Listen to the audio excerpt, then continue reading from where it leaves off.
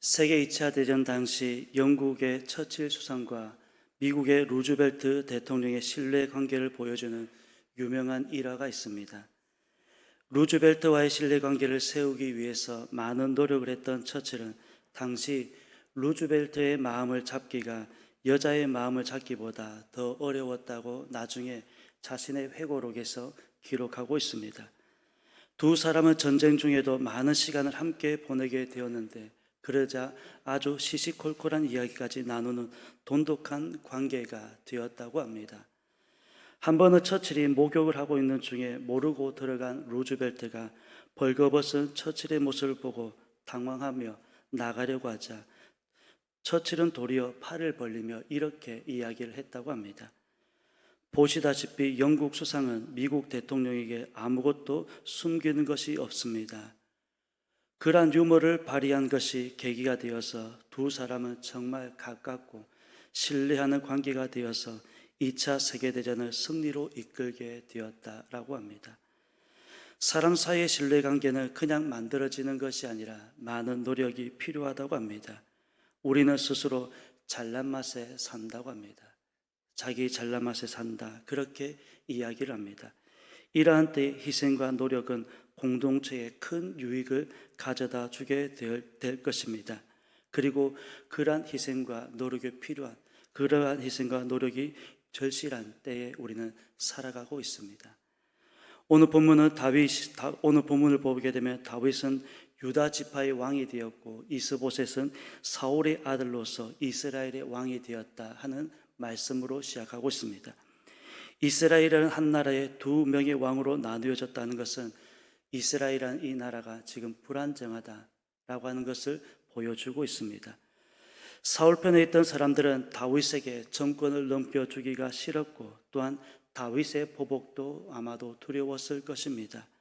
그러나 시간은 점점 다윗에게로 넘어가고 있었다라고 하는 사실입니다. 하나님을 의지하였고 어떤 순간에도 믿음을 포기하지 않았던 다윗을 하나님께서는 비로소 약속하신 왕으로 세워져 가고 있었습니다. 오늘 본문을 통해서 우리는 몇 가지만 생각해 보려고 합니다. 첫 번째로는 다윗의 왕권은 점점 안정되어 가고 있다는 점입니다. 본문 1절 말씀을 보게 되면 사울의 집과 다윗의 집 사이에 전쟁이 오래매 다윗은 점점 강하여 가고 사울의 집은 점점 약하여 가고 있었다라고 오늘 본문은 시작하고 있습니다. 다윗과 사울의 집 사이에 오랜 전쟁으로 인하여서 사울의 집은 약해져 가고 다윗은 강하여져 가고 있었다라는 말씀입니다. 사울과 다윗은 비교할 수 없을 정도였습니다. 아마도 비교할 수 없을 정도 군사력이나 어떤 모든 면에서 비교할 수 없을 정도였지만 시간은 사울의 편이 아니라 시간은 다윗에게로 흘러가고 있었습니다. 이것은 이미 하나님께서 오래전부터 다윗에게 하신 말씀입니다. 참으로 긴 시간이었습니다. 긴 시간 동안 다윗의 믿음은 전혀 흔들리지 않았습니다. 반면 조급한 건 사울이었습니다. 조급한 사울은 점점 믿음에서 멀어져 갔습니다. 따라서 사울의 집도 약해졌으며 믿음 역시 약해져서 사울의 모습을 보게 되면 미신을 찾고 있고 무당을 찾고 있고 신접한 자를 찾고 있는 사울의 모습을 볼 수 있습니다. 여러분, 왜 그렇습니까? 불안하다는 것입니다. 두렵다는 것입니다. 그럴수록 초심의 마음을 생각하면서 하나님을 찾았다면 사울이 그렇게까지는 되지는 않았을 것인데 정작 당사자였던 사울 자신만은 왜 그 이유를 모르고 있었는지, 왜 그 이유를 모르는지 알 수가 없는 것입니다. 반면 다윗의 왕권은 안정되어 가고 있었다라고 오늘 본문은 말씀하고 있습니다. 다윗도 하루아침에 그렇게 된 것은 아닙니다. 잘 알다시피 그 많은 시간 다윗이라고 해서 왜 편한 길을 왜 모르겠습니까? 편한 길, 쉬운 길 있었지만 다윗은 끝까지 믿음의 길을 걸어간다는 것입니다. 그러한 과정이 있었기 때문에 다윗의 왕권은 점점 안정을 찾아가고 있었습니다. 모든 것에는 하나님의 때가 있는 것 같습니다. 모든 것에는 하나님의 때가 있다는 사실입니다. 하나님께서는 우리의 결과만 보시는 것이 아니라 우리의 과정까지도 지켜보고 계신다는 것입니다. 결과만 놓고 평가하시는 것이 아니라 우리의 과정, 그 과정이 어떠한지, 그 걸어가는 과정이 어떠한지 그 과정까지도 지켜보시면서 하나님께서 복을 허락하신다는 사실입니다. 그러기에 결과만 놓고 따질 것이 아니라 우리의 과정도 매우 중요하다는 것을 결코 잊어서는 안 될 것입니다. 두 번째로는 아브넬의 욕심입니다. 6절 말씀을 보게 되면 사울의 집과 다윗의 집 사이에 전쟁이 있는 동안에 아브넬이 사울의 집에서 점점 권세를 잡아가고 있었다라고 말씀하고 있습니다. 아브넬이라고 한 사람은 사울의 군대 장관으로서 군 통수권을 가지고 있으니 이스보셋이 아무리 왕이라고 하더라도 실권은 아브넬이 손에 쥐고 있었다라는 말씀입니다.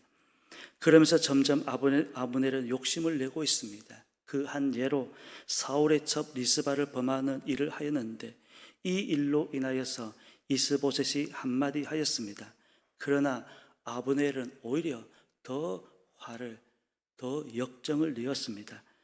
내가 유다의 개머리냐라면서 오히려 이스보셋 한마디 한 이스보셋에게 오히려 화를 내고 있는 아브넬의 모습을 볼 수 있습니다. 그 이후로 더 이상은 이스보셋에게 말을 하지 못했다고 합니다. 11절 말씀 보게 되면 이스보셋이 아브넬을 두려워하여 감히 한마디도 대답하지 못하니라. 한 나라의 왕이 군대 장관이 아브넬을 두려워한다는 것인데 이스보셋뿐만 아니라 어느 누구도 아브넬에게 감히 말을 하는 사람이 없었다라는 사실입니다. 아브넬이라는 사람이 사울을 모시면서 어떤 일을 하였고 어떻게 하였는지 알 수는 없지만 그렇다고 해서 이스보셋이라는 사람을 세워놓고 자신이 왕노릇하고 있는 것과 마찬가지입니다. 이는 아브넬의 욕심입니다. 결국 아브넬도 오래지 않아서 죽임을 당하고 말았는데 우리말에 이런 말이 있습니다. 인생지사 세옹치마라는 말이 있습니다. 자신의 권력이 평생 갈 것처럼 하였지만 인생은 아무도 장담할 수 없다는 사실입니다. 그러기에 내일이 아니라 오늘입니다. 우리는 늘 내일이 있을 것처럼 장담하면서 살아가지만 한 치 앞도 내다볼 수 없는 것이 우리의 인생길입니다. 그러기에 지금 이 순간 우리가 하나님의 은혜를 잊지 말고 이 순간 감사하면서 살아야 한다는 사실입니다. 뿐만 아니라 너무 큰 욕심은 사람을 초라하게 만들 수 있다는 사실입니다. 그래서 성경은 우리에게 말씀합니다. 주신 것에 감사하라. 받은 것에 감사하라. 그저 우리에게 있는 것에 감사라고 말씀하고 있습니다. 마지막 세 번째로는 아브넬의 죽음입니다. 27절 말씀입니다. 아브넬이 헤브론으로 돌아오매 요압이 더불어 조용히 말하려는 듯이 그를 데리고 성문 안으로 들어가 거기서 배를 찔러 죽이니 이는 자기의 동생 아사엘의 피로 말미암음이었더라. 그렇게 권력이라도 잡았으면 오랜 시간 권력을 유지하면 좋을 텐데 그마저도 얼마 가지 못하여서 그 자신이 죽임을 당하고 말았습니다. 사람이 이렇게 죽을 것을 알았다면 굳이 욕심을 부리지 않았을 것입니다. 오래 살 것처럼 생각하였기 때문에 조금이라도 더 가지고 싶은 게 사람의 욕심인 것 같습니다. 그렇다고 해서 다 써보지도 못하는 게 인생 아닙니까? 우리가 가지고 있는 것, 누리고 있는 것 다 써보지도 못하는 것이 우리의 인생 같습니다. 그럼에도 불구하고 쓰는 것이 아니라 더 큰 욕심을 향해서 달려가고 있는 우리 자신들을 볼 수가 있습니다. 욥이라고 하는 사람은 이렇게 고백하고 있습니다. 주신 분도 하나님이시고 취하여 가신 분도 하나님이시다 라고 고백하고 있습니다. 우리가 누리고 있는 이 모든 것도 하나님의 은혜인 것이고 때로는 우리에게 가져가신 것도 하나님의 은혜라고 하는 것입니다. 그러기에 지금 현재 우리가 가지고 누리는 것에 대해서 감사하라고 말씀하고 있습니다. 1절 말씀을 다시 한번 읽어보면 사울의 집과 다윗의 집 사이에 전쟁이 오래매 다윗은 점점 강하여 가고 사울의 집은 점점 약하여 가고 있었다라고 말씀하고 있습니다. 세상에 영원한 것은 없는 것 같습니다. 모든 게 다 한때입니다. 한때 우리가 잘 나간다고 해서 평생 잘 나갈 것이다, 그것도 아닙니다. 물론 한때 안 되었다고 해서 평생 안 된다, 그런 보장도 없습니다. 중요한 사실은 우리의 삶이 하나님께서 붙들고 계신다면 하나님께서 하신다는 사실입니다. 그 믿음을 우리가 놓치지 않았으면 좋겠습니다. 아마 나중에 우리 모두가 다 천국에 갔을 때 이런 것에 마음을 빼앗겼다는 것을 알게 되면 우리 스스로가 얼마나 속상하겠습니까?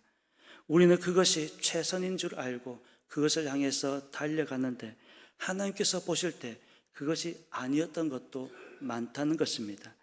아마도 천국에 갔을 때 후회할 일들이 참으로 많을 것 같습니다.